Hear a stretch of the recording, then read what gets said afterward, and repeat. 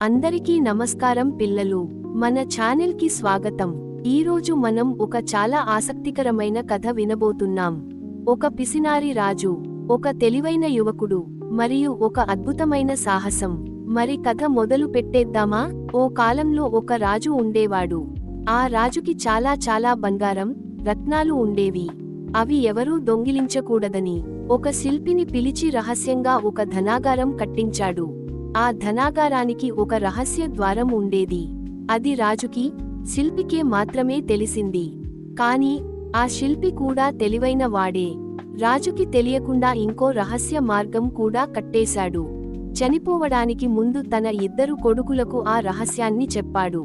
కొన్ని రోజులకు అన్నదమ్ములు ఆ రహస్య మార్గం ద్వారా వెళ్లి కొంచెంగా బంగారం తీసుకెళ్లేవారు.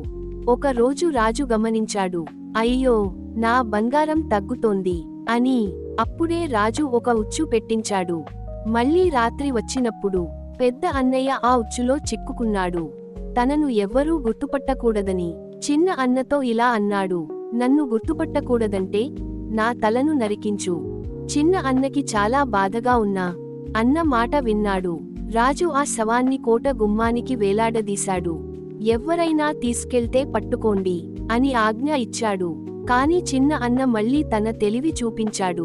కాపలాదారులకు సారా ఇచ్చి వారిని మత్తెక్కించాడు. వాళ్ళు నిద్రపోయిన తర్వాత శవాన్ని తీసుకెళ్లాడు. రాజు ఆశ్చర్యపోయాడు, ఇంత తెలివైన వాడెవరు అని.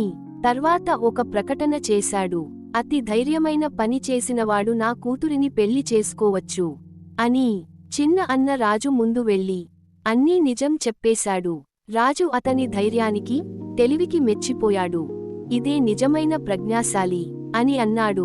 తన కూతురిని అతనికి పెళ్లి చేసి అర్ధరాజ్యాన్ని కూడా కానుకగా ఇచ్చాడు. మోరల్: పిల్లలు, ధైర్యం, తెలివి, నిజాయితీ ఉంటే ఎప్పుడూ మనమే గెలుస్తాం.